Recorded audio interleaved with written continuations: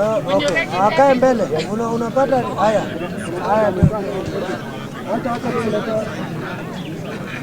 Hapa ndio niko hata sijatoa. Unaiona? Niko hapo. Niko kwa citizen gani?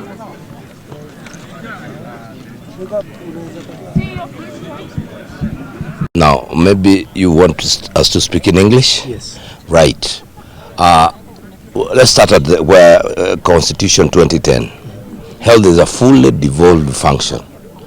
That doesn't mean that the national government doesn't have a role to play, but I personally believe that if we look at the allocations, because really money answers all things, the allocations are skewed in favor of the national government and the Ministry of Health.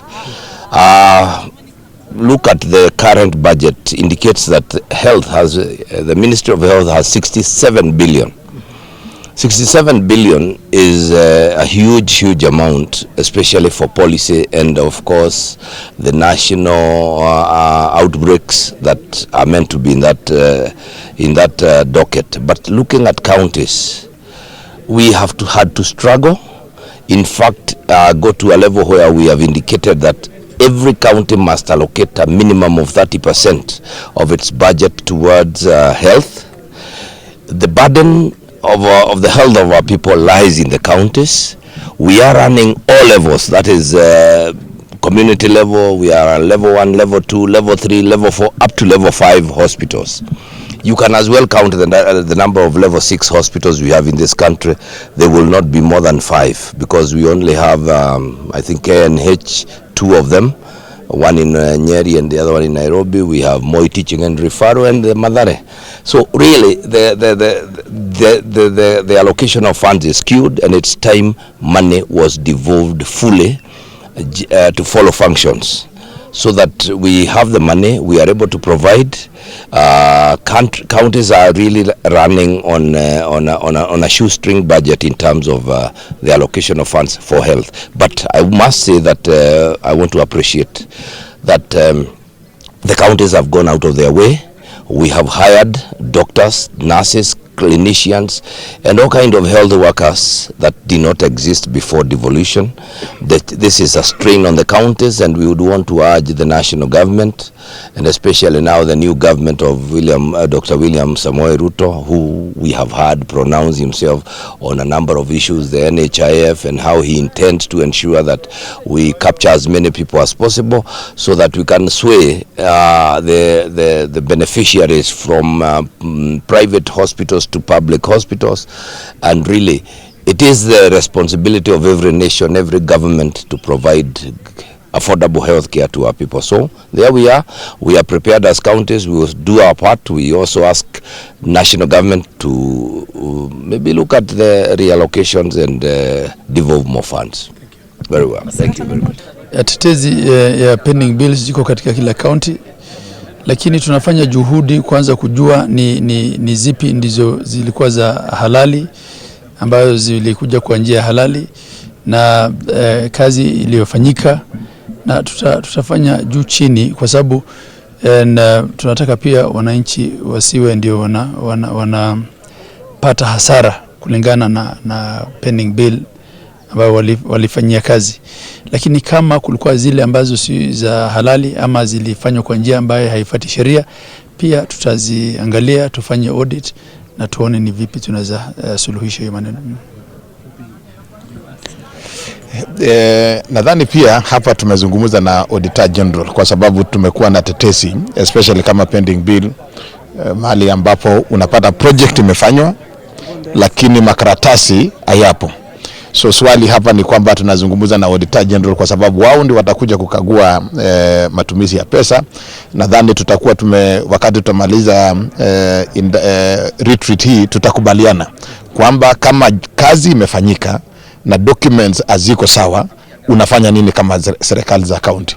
Na pili, of course, yale mambo ambayo yanafanyika kwamba kuna documents za kutosha lakini kazi haiko, hiyo ni kwamba haiwezekani kwamba tutaweza kulipa. Kwa hivyo jambo la pending bill ni jambo moja ambayo tunazungumzia siku ya leo, na nadhani baada kesho tutakuwa tumekubaliana jinsi ya kwenda mbele.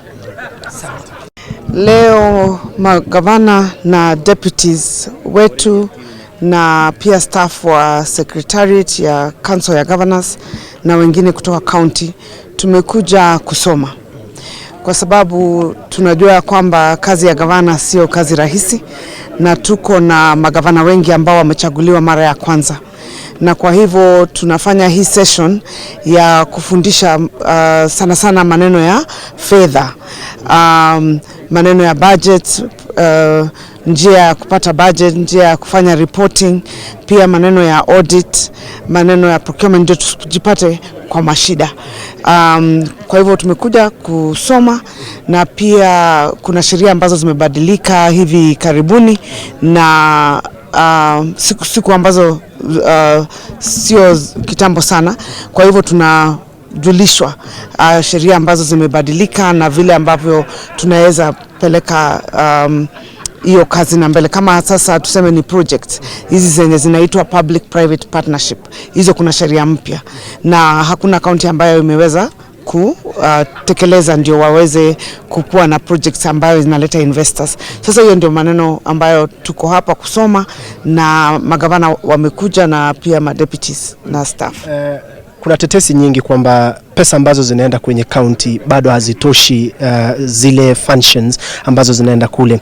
Je, katika muhula huu wako tutaona kwamba kutakuwa na mchocheto kuhakikisha kwamba mnazungumza na serikali ya kitaifa kuongeza mgao wa fedha?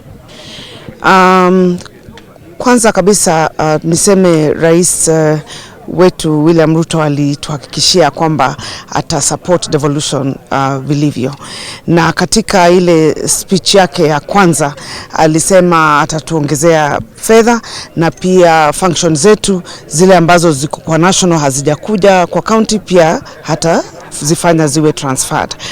Kwa hivyo tuna imani ya kwamba tukiendelea na uhusiano ambao tuko nao na serikali ambao ni wa kuongea wa negotiation, counties zitapata pesa zile zilizo zetu, kwa sababu pesa zimekaa kwa national government, ndio kwa sababu hatuna ile percentage inatakikana. Lakini functions zikikuja, kwa sababu functions zinakuja na pesa, hiyo itakuwa pia tumefikisha ile kiwango ambacho county governments zinataka. Labda la mwisho zogo la thank you, Lisho. Yes, we do.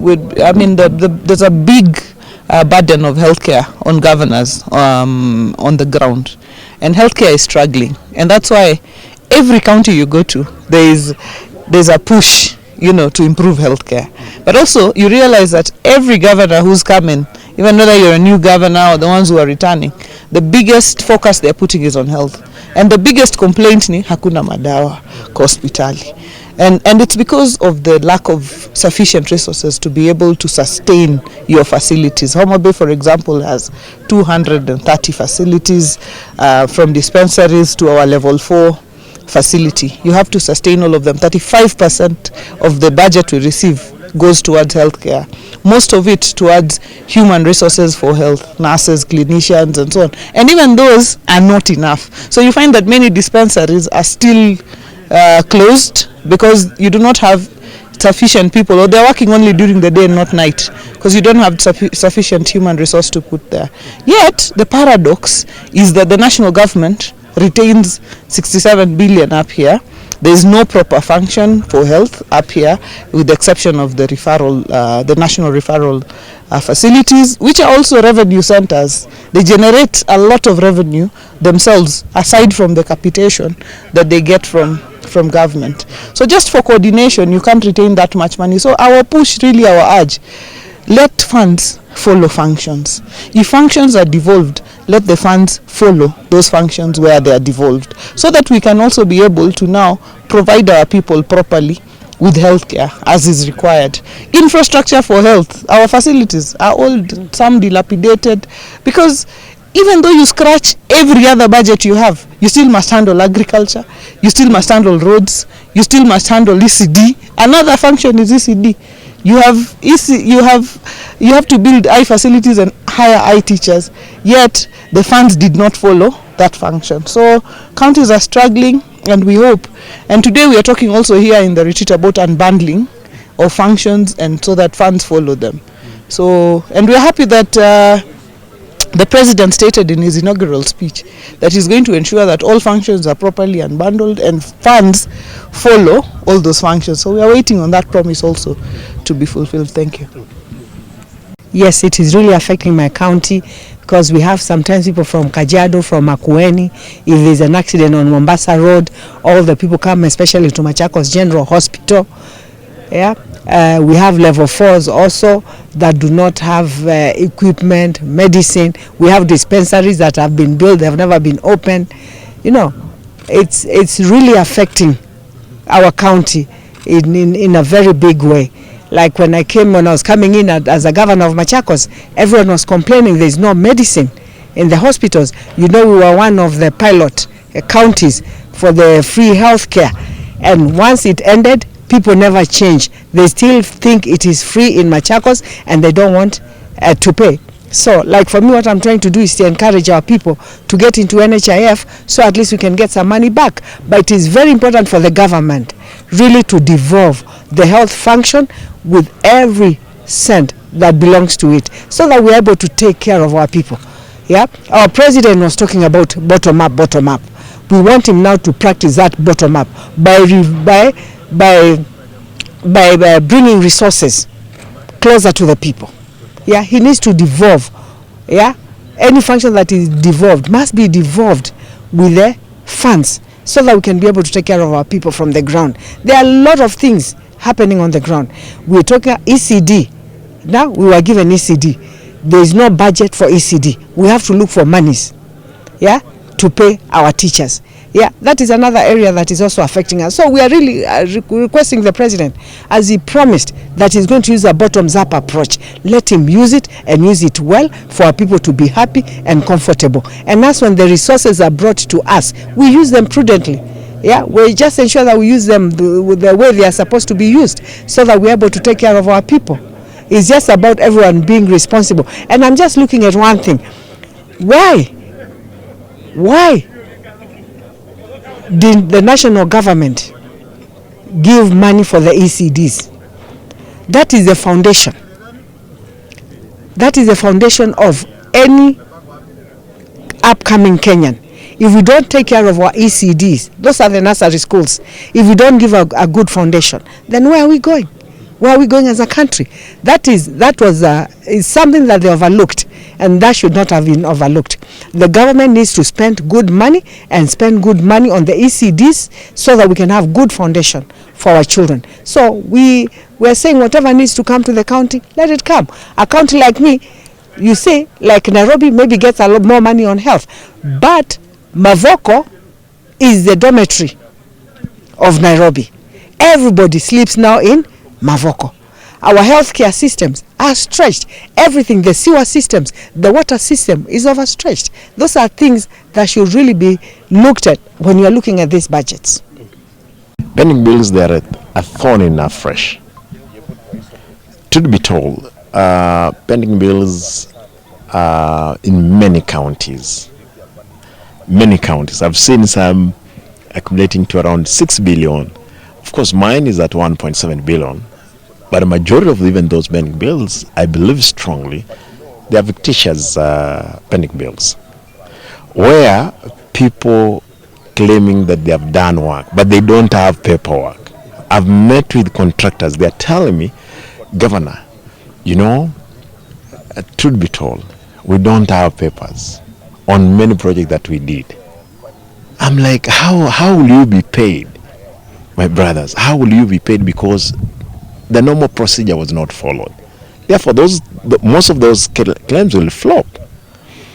But for those ones who did a good job, and indeed there is documentation, they will be paid. That's what we have said. We know people have picked money from banks, accrued interest, but then we have no option other than paying them. That's what I'm saying. For my case in Kisii, up to last week, people were they were trying to sanitize process that they must have faulted themselves by making vouchers, award letters, trying to see if they can correct the mistake they made. I'm told there were closed in one room in Rongo, not even in Kisi. They went all the way to Rongo to close them inside, and for 2 days they were working. The good thing, we accessed the documents and we are on it. We're investigating those claims. I can't say how much I'm going to pay because we have asked the institutions which are in charge in auditing every claim. Those ones which will be found to be genuine, we'll pay them. Therefore, from the 1.7 billion, I can't tell you how much I'm going to pay, how much I'm not going to pay. But it has to be staggered or through. You can't pay all of it because we receive around 700 million. And that 700 million you pay salaries 420. The remaining again, the deductions. Therefore, you find you don't have around 24 million remaining, which can't pay. But I'm happy. We are working around the clock. We see how much we are raising locally, so that we can see the government can add us more money. Yeah. And talking of lack of availability of more funds to the counties. The problem we've been having is that national government released functions without releasing money. Like the ECD is something of contention in our discussion, because we're shouldering the issues of ECD, whereas there is no money released. Some counties, they have actualized and employed those members on permanent and pensionable. Most of like my county, it has not, because we don't have funds to commit them. If you employ them, you must commit them, and they must get into their salary scale, which you can't deny them lawfully. Therefore, what we're saying is that we're going